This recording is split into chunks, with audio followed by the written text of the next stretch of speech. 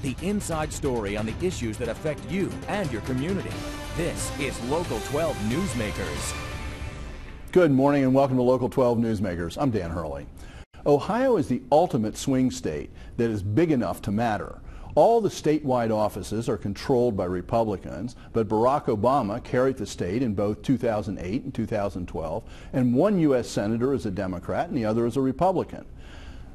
Cincinnati and Rob Portman occupies the Republican-controlled Senate seat and is up for re-election next year. Portman has long experience on the national stage and is a prolific fundraiser. On the Democratic side, two candidates are squared off.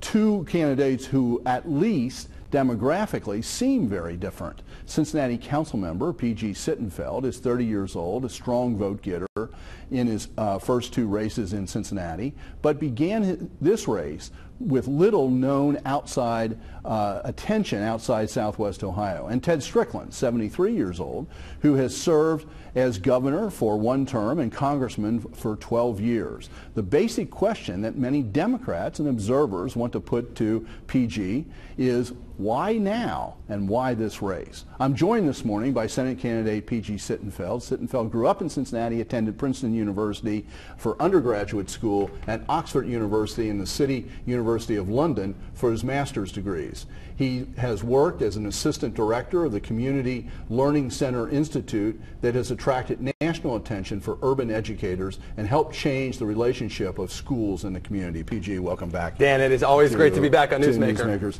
Okay, you've got this thing going right now about ask you any question. Yeah. And somebody in the newsroom this morning said, well, walked through and said, knew who I was going to have as a guest this morning and said, well, what does PG stand for? And I said, do you know? Paul George. Yes, very good. And it's actually Alexander Paul George. It is Alexander Paul George. Both okay. my father's names with Alexander tacked on at the beginning. You know, my parents were. Okay, but this was the next question. Yes. Were your parents fans of the Beatles?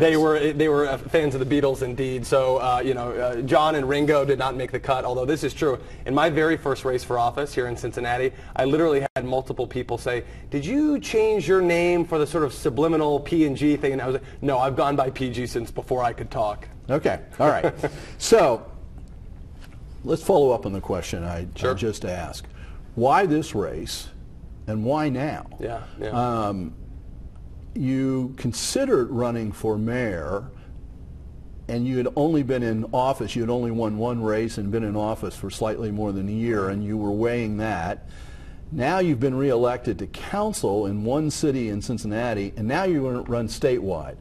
Why this race? Yeah, so I would say both in Cincinnati and now as I spend time in other communities around Ohio, not a day goes by. In fact, 2 days ago, talked to a young man, 28 years old, was carrying $100,000 in student loan debt. Serious and understandable concerns about the opportunity in his future. Not a day or a week goes by when I don't hear and talk to young people who want to make sure that there's educational opportunity on the horizon for them. Talk to families all the time, moms and dads, who are making very real dinner table decisions about, are we going to buy groceries or can we afford the medication? Talk to seniors, folks who, in their golden years want to be able to enjoy retirement in dignity and in comfort, are concerned about their retirement security. Dan, across the spectrum, across the political spectrum, across the age spectrum, it's a pretty common sentiment that Washington is broken. It's not working. If you were just giving these folks a job approval rating, it would not be a good one. So, I believe there is a strong desire for new leadership, for fresh thinkers, and I think I can offer that. So this race, let me be crystal clear, it's not about me. It's about the issues that are at stake, and I think those issues are very important. There's a maybe somewhat unconventional sort of second reason why I'm running for this race now. In contrast to, I think, the brokenness, the dysfunction, the gridlock that happens in the nation's capital, there's been a growing and I believe warranted sort of theme that the places where government is working are our cities. They're our local communities. These are the places that are the laboratories of our democracy, where ideas are being generated, where solutions are being implemented. I'm proud of the city of Cincinnati. I'm honored to get to be an elected leader here, but this is a place where we've put thousands of good jobs on the street. You mentioned in the introduction, we've forged a partnership with our school system that really has helped transform the district and as a national model. We've revitalized neighborhoods. So I think I've got the right kind of experience. Yeah, but you can't just pick up what goes on in the city of Cincinnati or any city. Sure. and move it to Washington. The dynamics, and this is, this is why you can have innovation in a smaller environment. So the question still is, why make this huge leap? And let me quote something off of your website, Please. because I found something on the website that I think is really kind of interesting to read. And it says, it's time for a new generation of leaders, that's what you were just saying, to step forward with new agenda for our country. Now, more than ever, Ohio needs leaders who embrace technology and innovation, who see our diversity as an asset, and who are committed to engaging and empowering the public. Okay, those are your words right off your website. You were sort of saying the same thing before. And I stand by all of them. Okay. Where does Ted Strickland fall short on that? Honestly, I think that's a question for Ted Strickland. But what I can tell you... No, it's a question for you. Well, no, you're running against him. I'm offering what I believe is the merit to my own candidacy, and I will say this. The United States Senate is supposed to be a representative body. And if you said, I want to pull together a group of people to solve the nation's challenges, surely you would want people from a variety of backgrounds, skill sets, walks of life. For the United States Senate, 100 members, to not have a single person from the biggest generation in American history, which I happen to come from, to not have a single person from the most technologically savvy generation in American history, which I happen to come from, something clearly is missing. Let me just, 15% of the population is over 65. 40% of the United States Senate is over 65. To be crystal clear, I'm not running because I'm young, but I come back to there is an appetite for new leadership, for fresh ideas, and that's there across the political spectrum. But there's a lot of places you can run for office. You could run for county commissioner. Sure. You could run, if you even want to run statewide, Lord knows there's a lot of open possibilities there because the Republicans you're a Democrat, you could run against any of those Republicans. The party would be glad to see you do that. Why jump all the way to the Senate where, I mean, let's face it, part of the founding fathers' vision for the Senate was it was the body that was going to cool down the inexperience and sort of rashness of the House of Representatives. Interesting that you mentioned the founding fathers when you think about, Jefferson, Hamilton, I believe Monroe. These folks were in their 20s, in Madison in their 20s, early 30s. So I think the Senate, they want people that can do what's best for the country. And I think that if folks are interested in more of the same, in more of the status quo, then keep sending the same people back. That's not what I'm hearing across Ohio. It's not what I'm hearing here in Cincinnati. In terms of why the United States Senate, this really speaks to why I've gone into public service in the first place. I want to have an impact. I want to have a public impact in a meaningful way that touches people's lives. And Dan, I think the United States Senate as it stands now is better at manufacturing problems that didn't exist than solving the ones that do. So when we talk about building a fair economy, when we talk about building an inclusive country, when we think about making sure that retirement security is there for seniors, when we think about a thoughtful, reasonable foreign policy, when we think about taking on climate change, these are areas of failed leadership. It's time for something new. Well, one other sort of general question before we get to some of those issues. Did you personally, either in person or over the phone or in writing, tell Ted Strickland that if he got involved, you would withdraw? Yeah, so Ted Strickland and I were in very close touch leading up to the race, sort of just checking in about what the other person what each person's thinking was. I can tell you that people's perspectives evolve. I know Ted Strickland said on camera, on the record in 2010, that he'd run his last campaign. I don't begrudge him wanting to run again now. He sees things a little bit differently. From when I first started thinking about this race. Did you say that to him, though? I let Ted Strickland know before he got into the race that his getting in was not going to trigger my getting out. So what I was going to say is, as things unfolded and as we got off to a strong, fast start, did I see the race a little bit differently, by the spring of 2015 than I did in late 2014? Absolutely. Just as Ted Strickland saw things very differently in 2010 when he said he'd run his last race than he did today. I think the important part is we're both running. Rob Portman is running. Let's get on with the race and talk about the issues. Yeah, that's fine with me. One final thing here is that we're recording this on Wednesday morning. Over the last couple of days, it's been revealed that you've missed 2 deadlines for filing financial reports. What happened? There was an internal mistake. I, as the candidate, obviously own it at the end of the day. We have a compliance firm that obviously helps us with these things. We missed it. No harm done to anybody. No information hidden. The report's being filed in a completely compliant way this week. Okay. All right. Let's get to some of the issues. Both you and Strickland talk a lot about the growing economic gap that exists among Americans in Ohio. So what do you think the U.S. Congress, the Senate, can actually do about it? First off, minimum wage. Sure, I support it. Yeah, I think at what level? Let's start at 10.10, and then I think index it to rise with inflation over time. And just to speak to the value behind the policy, the basic part of what our country is all about is that if you are willing to go and work hard, we're talking about folks that are waking up, catching the early bus, working 2 and 3 shifts. If you're willing to put in a full week's work, you should be able to subsist, to sustain, to even save a little bit and get ahead. You shouldn't be living in poverty. Okay. What about... It's also good for the economy, I might add. 70% of our country, of our overall economy, driven by consumer spending. When middle-class folks, when working folks have some more money in their pocket, that's good for everybody. Right now, what's happening in Congress and in the Senate is the debate over fast track. Sure.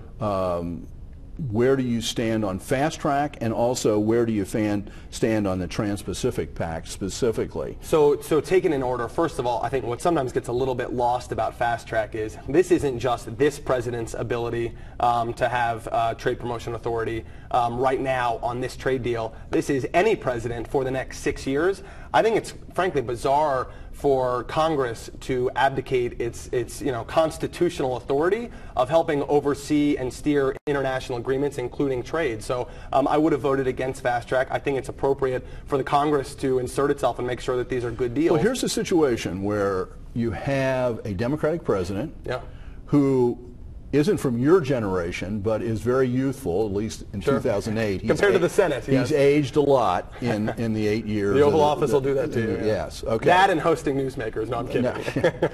Yeah. So anyway, but this is a place where Rob Portman lines up with the Democratic president who says the only way to get effective trade deals is that there has to be a single negotiator, not getting Congress involved in this. Look, it starts out with a single negotiator. There's no question. It's not realistic to have 535 members of Congress negotiating a trade deal, but to say that all Congress should have when it comes back is an up or down vote with no ability to amend, again, that's an abdication of their constitutional power and authority. To speak to the trade deal itself, because that's really what this is all about at the end of the day. This is part of why fast track matters in this particular case for the Trans-Pacific Partnership.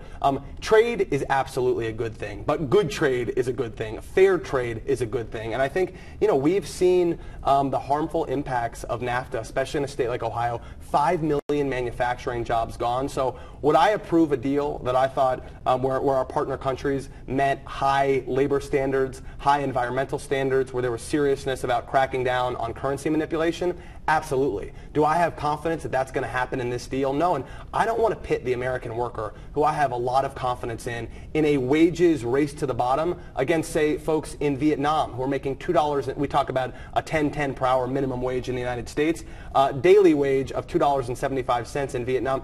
It's not an equal playing field. If we create that equal playing field, by all means, let's allow our small businesses and large businesses alike to expand into other markets. We've all seen the same data that export supporting jobs tend to pay higher wages, but we have to get it right. And I think for the United States to say, well, we're going to settle for more bad trade deals, that's not what's needed. That decline in manufacturing jobs isn't just because it's gone offshore. No, it's not just, but it's certainly relevant. It's not like all those jobs are coming back. I mean, because advanced manufacturing, hundreds, if not thousands of people are replaced by machinery and computer-driven machinery. So, you got to be a little careful here about blaming everything on... But I think you need to look at net impact and to say, we all want growth, but to say growth has increased, but a lot of good-paying middle-class jobs have disappeared and been sucked away into the global economy. You need to weigh both sides of that, and I'm trying to look out for the hard men and women across Ohio. Well, in the context of that,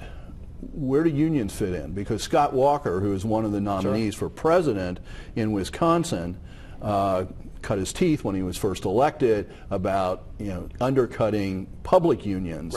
Now he's moving on to attack private unions, and there's a lot of people who think that that's going to sell on a national level as a presidential candidate. So as a Senate candidate, what should our policies be on the national level about unions and the future of unions? Well, you mentioned two issues which I do think we have to take very seriously. That's growing wealth and income inequality, as well as decades-long wage stagnation. I know you're the historian, so you can correct me here, but from the end of World War II up to the start of Reagan, one of the greatest expansions in the middle class in the history of the world, wages and productivity rising together. We've now seen decades-long wage stagnation where folks are losing a very tenuous grip on the middle class. So I support whether it's policies like family leave or paid sick days or equal pay for equal work, or one of the very first proposals that we've put out in the course of this campaign was around lowering interest rates on student loan debt so that money can go back into the economy rather than dragging down individuals and dragging down our entire national economy. So look, I support working men and women organizing so that they can make sure that they have, I think, the things that anybody would want, Dan, and that's a fair paycheck, fair benefits, fair hours and working conditions. Okay, we're going to take a break here. Much more to discuss. But you're going to stay. Stay tuned. PG will return after a short break. Welcome back. I'm joined this morning by PG Sittenfeld, a primary candidate for U.S. Senate, a Democrat, running against Ted Strickland. Yes, PG, let's continue. Pick this up right away. Another thing that's out there in the Congress right now is the transportation bill. Infrastructure, we see it locally. We've got lots of money going into infrastructure, but we've got this big bottleneck on the river with the bridge. What should be the federal role on transportation, that transportation bill? If you were in the Senate, what would you want to see happen? Well, I think it does just get back to folks that have spent, their entire careers as creatures of Washington. I don't think most Americans look and say, that's a good thing, we need more of that. And you mentioned it, the Brent Spence Bridge. Here you have an infrastructure project, which is not just in our regional interest. This is vital to the national interest. Something like, 4% or more of GDP crosses that bridge. On one side of the bridge, Senate Majority Leader Mitch McConnell. On the other side of the bridge, House Speaker John Boehner. And yet, nothing happening. It's like go there and solve the problem. So I think there are a lot of different avenues you could take. One of the things that I like the idea of doing that I think could be part of an overall grand bargain, lower our too high corporate tax rate, which is the highest in the world, but often some corporations are using sort of loopholes to not actually pay what the rate is. Lower that, repatriate some of the multiple trillions of dollars that are abroad, take some of that money, set up a national infrastructure bank, and let's get to work fixing our roads and bridges and highways and airports and seaports and on and on. So what about, okay, so you're saying those sorts of tax movements that move money around. Well, which by the way, is lowering taxes to repatriate dollars to invest in our infrastructure, which helps growth. What about increasing the gasoline tax? Because one of the things that has happened as cars have become more efficient, as hybrids, I drive 2 of them. At the same time? No. No. But the 2 cars we own are both hybrids. That lowers the gas we use, therefore the value of the gas tax has dropped. What do you say about the gas tax? So I'm open-minded. I'm not going to sort of, make a commitment to what I would do because I think there are multiple avenues for making much-needed investment in our infrastructure, which is key to the long-term growth of the economy. And by the way, it can also stimulate a lot of job creation right here at home. So, I think part of the reason why the voters in the city of Cincinnati have been kind is, I try and be thoughtful, look at all the facts on a particular issue, and then make my decision. I would do the same thing relative to jump-starting our infrastructure project. So I'm open-minded on that one, but it's probably not where I would start. Okay. You've spent a lot of time, as I mentioned in the introduction, professional time, with education. I don't know. And where are you? There's the flashpoint issues on the national level, the Common Core. What's your view about the dissatisfaction, the unease, the anger over the testing and what they see as what is seen as federal control local? I think there are two things. One, I support things that I think most people support, and that's accountability, transparency, making sure that standards, especially, we are in a competitive global economy. We need to make sure that our young people stay competitive to go on to fuel our future workforce. So I support all that. I do agree with the movement that, frankly, we are going too far toward teach for the test and not giving folks that holistic learning experience where, you need to do the math and the science and the reading and the writing, but it might be art or music or an after-school program. That's the hook that makes your attendance good so that you're learning the other things too. So, in the end, how would you change Common Core, if at all? Honestly, I think on balance, it's okay. Interestingly, I saw John Kasich recently said the only people that he believes are against Common Core are, I'm paraphrasing, but he said something like Tea Partiers who are running for office. So that can be Tom Brinkman's issue. But the things I've been very focused on, lowering the cost of college and bringing down student loan interest rates, this model of schools as round-the-clock hubs, schools as community learning centers, scaling that at a national level, and one final thing, making smart, high return on investments in preschool, early childhood education. On the, you've mentioned student loans. And finding a better way to finance those that brings down the student debt. I want to pair that because you also mentioned Social Security. I mean, it's two ends of the spectrum, absolutely, but they're somehow related. What do we do? We can't pay for everything, or we could, but there's implications. So what do we do with those kinds of things? Where do we find the money? I think a lot of people have confidence in the wisdom of Warren Buffett, and he sort of, you have this notion of the Buffett rule where should the CEO be paying a lower effective rate than their secretary or than the guy or gal on the factory line. So right now we have a situation where 94% of individuals pay taxes on every dime of wage income they earn toward their Social Security. I don't see why the 6% who happen to be doing the best should get to go by a different standard. And let me talk about the solvency for a second.